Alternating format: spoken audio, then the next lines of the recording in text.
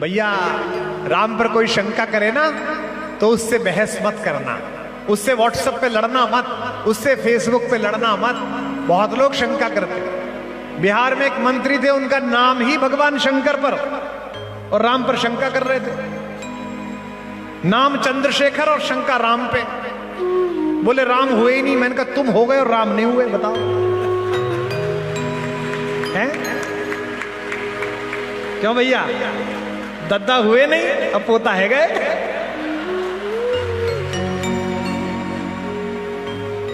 बोले राम हुए ही नहीं। मैंने कहा वाह बेटा। एक दक्षिण में है बालक, बुद्धि भ्रमित बच्चा, वो कहता है कि राम हुए ही नहीं और उसके दादा का नाम भगवान राम का पर्यायवाची करुणानिधि। बोले राम नहीं हुए। मैंने कहा तुम्हारे दादा हो गए और राम नहीं हुए। वाह भैया वाह। इसलिए राम पर कोई शंका करे तो समझ लेना कि इससे लड़ो मत, इसको उत्तर मत दो, राम स्वयं उत्तर देंगे। और पहली बात नहीं है, मैं जानता हूं अब चैनल वालों के मतलब की बात आ रही है। पहली बार ऐसा नहीं हुआ कि राम पे शंका हुई है, ये वर्षों से चल रही है। राजाओं के राजा, देवताओं का राजा इंद्र एक दिन सुबह सुबह पूजा कर रहा था। गढ़ा वालों, बागेश्वर धाम वालों, उसका एक लड़का था अभद्र और अशालीन, जयंत। इसे राजनीतिक रूप से मत लेना, राजाओं के लड़के अक्सर बदतमीज होते हैं।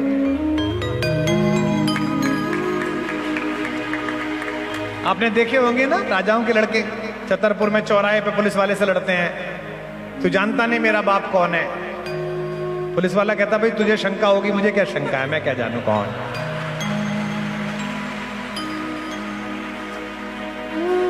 वो जयंत राजा का लड़का था, वो साधना से नहीं आया था, उसने पुरुषार्थ से स्वयं को नहीं गढ़ा था, उसने तपस्या से स्वयं को नहीं गढ़ा था। धर्म जगत के शोधार्थियों के लिए शोध का विषय है कि बागेश्वर पीठ पिछले 5 वर्ष से इतना प्रासंगिक कैसे हो गया। एक दिन में नहीं हुआ है। तपस्वी बाबा और सन्यासी बाबा ने अपने तप का बीज यहां गहरा गाड़ा है, जिसमें अपनी साधना और परिश्रम का पसीना इस नवयुवक ने लगाया है, तब जाकर यह वृक्ष खड़ा हुआ है जिसे बागेश्वर पीठ कहा जा रहा है। हाँ, यह तय है कि आने वाले वर्षों में जब नाम लिखा जाएगा इस पीठ के महात्म्य का, तो इसके पुनर्जीवन, इसकी प्रतिष्ठा की पुनर्प्राप्ति का सेहरा इनके सिर बांधा जाएगा, निश्चित रूप से बांधा जाएगा। उसने अपने पिताजी से पूछा, इंद्र के लड़के जयंत ने, कि पापा जी आप क्या कर रहे थे? तो पापा जी बोले कि बेटा मैं भगवान की पूजा कर रहा था। तो जयंत बोला भगवान? शंकर जी, ताऊ जी? नहीं। ब्रह्मा जी, बाबा जी? नहीं। विष्णु जी, चाचा जी? नहीं। बोले कौन? बोले राघवेंद्र, राम। उसने कहा ये कौन आ गया? तो बोले ये सब देवताओं से बड़े देवता हैं, सब इन्हीं के चरणों में समाते हैं।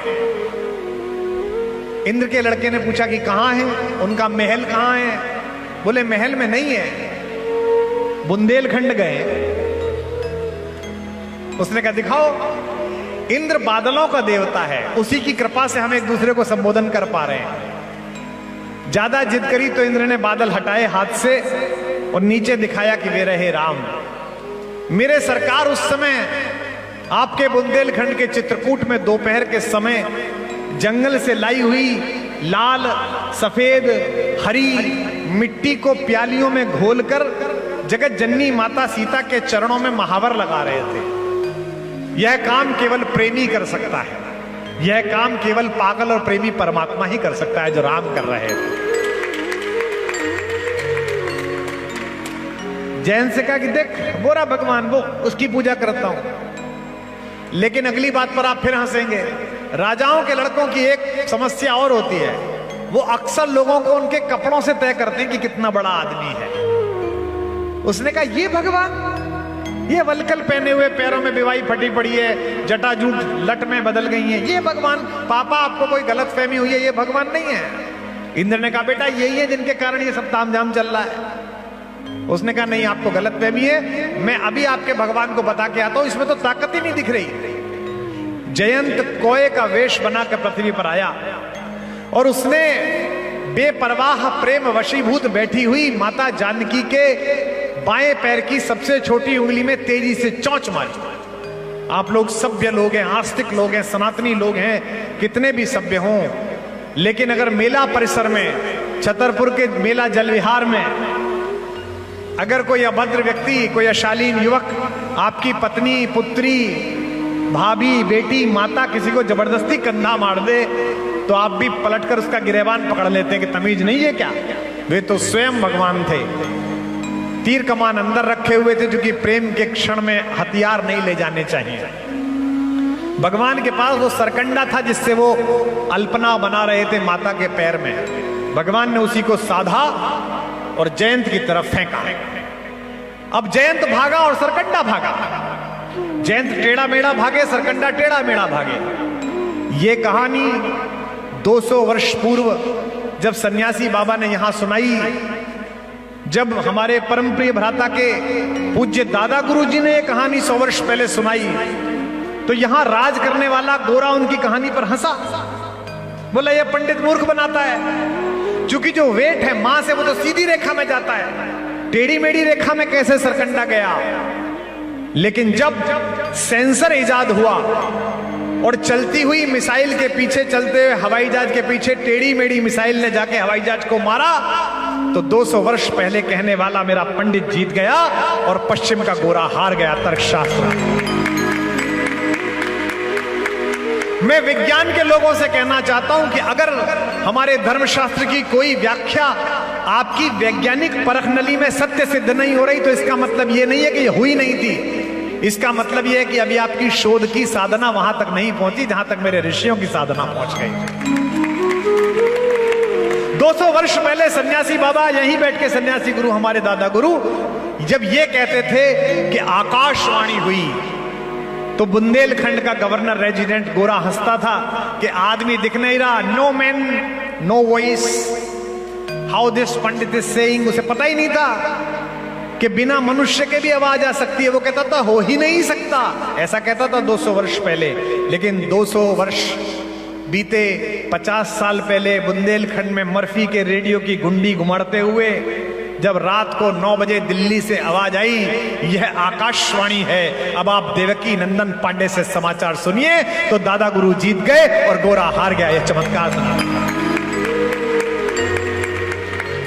आज से 200 वर्ष पहले जब सन्यासी बाबा और दादा गुरु यहां प्रवचन करते थे और कहते थे कि भगवान ने रावण की नाभि में तीर मारा, रावण गिरा और सामने पटल पर देवता प्रकट हुए, स्वयं दशरथ आए नीचे उतरकर, है ना, पितई चितई दी नहीं दृढ़ धर्मा। भगवान ने अपने पिता को दृढ़ता से देखा कि मर गए हो, पड़ जाओ, हमारे को मोहाविष्ट मत हो, हमारे प्रति मोह पैदा मत करो। तो गोरा हंसता था कि बिना प्रेजेंस के आदमी कैसे दिखता है।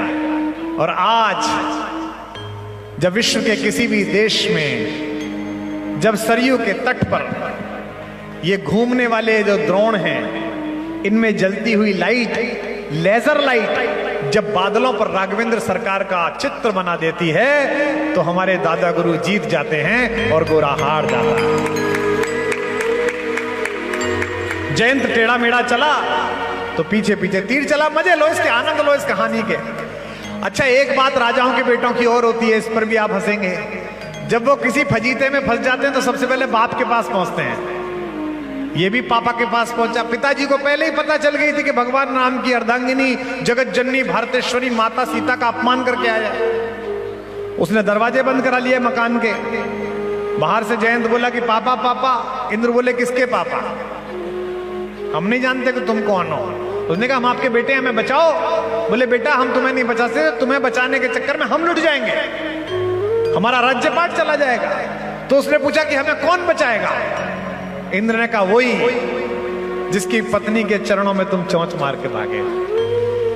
अगली पंक्ति पर फिर ठहाका उठेगा आपका। राजाओं के बेटों की एक दिक्कत और होती है कि जब समस्या में आ जाते हैं तो चाचा ताऊओं के पास भागते हैं। ब्रह्मा जी के पास पहुंचा, बाहर गणों ने रोक लिया। बोले कहां जा रहा है? वो तो ध्यान में बैठे। बोले किसके? बोले उसी के जिसकी पत्नी के पैरों में तू चोंच मार के भागा है। विष्णु जी के पास गया, लोगों ने कहा विष्णु जी है नहीं, डेपुटेशन पे गए हुए हैं। बोले कहां? बोले भारत। बोले क्या बन के? बोले वही जिसकी पत्नी के पैर में तू चोंच मार के भागा है। आनंद और बढ़ेगा जब ये हर तरफ से गिर जाते हैं राजाओं के लड़के, तो बाद में मीडिया मैनेजमेंट करते हैं, खबर दब जाए खबर ना चले। तो दुनिया के सबसे बड़े पत्रकार के पास पहुंचा, सबसे पुरातन पत्रकार कौन ना, क्या आपकी जनता है महाराज, बोलने से पहले बोलती है। नारद जी के पास तीनों लोगों की लाइव रिपोर्टिंग, नारायण नारायण।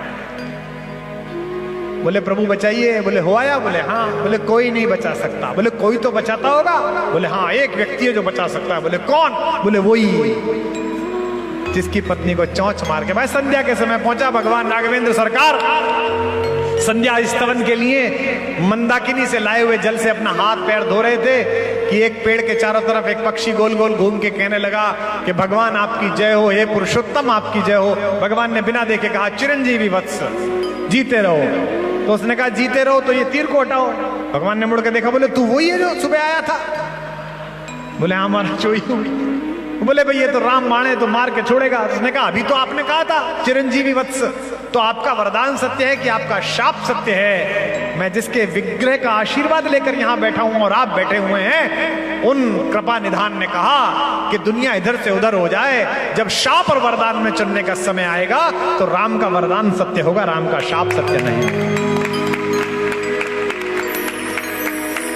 और भगवान ने उसे मोक्ष दिया, कहा कि एक आंख तो तेरी जरूर फूटेगी इस तीर से।